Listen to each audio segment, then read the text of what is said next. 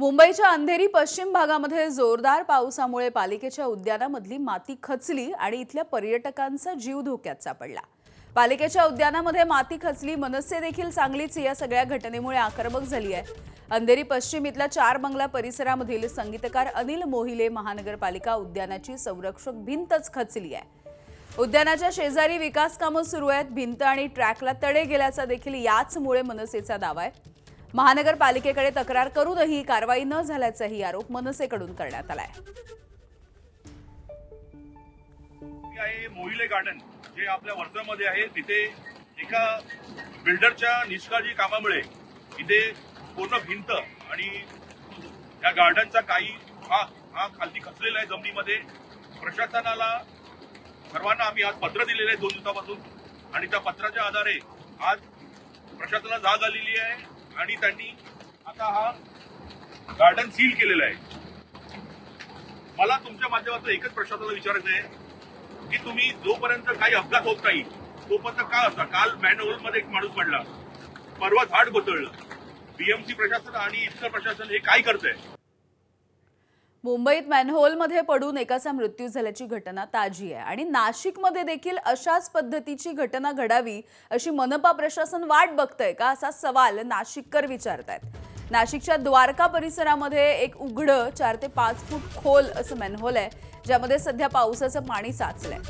प्रशासनाने याकडे दुर्लक्ष केल्याचं दिसतंय। या ठिकाणी मुंबईमधल्या साकीनाक्याप्रमाणे एखादी दुर्घटना घडू नये यासाठी प्रशासनाने योग्य ती काळजी घेण्याचं आवाहन सध्या स्थानिकांकडून केलं जात आहे। या सगळ्या ठिकाणावरून आढावा घेतलाय आमचे प्रतिनिधी शुभम बोडके यांनी।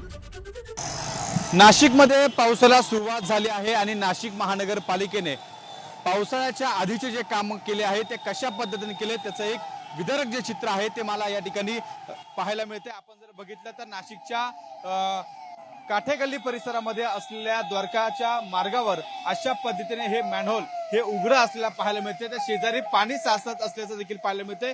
काही प्रमाणात पाऊस कमी असला तरी देखील या ठिकाणी आपण बघतोय हे पावसाचं पाणी या मॅनहोलमध्ये त्या ठिकाणी साचतंय आणि हा संपूर्ण मॅनहोल हे उघडं असल्याचं पाहायला मिळते।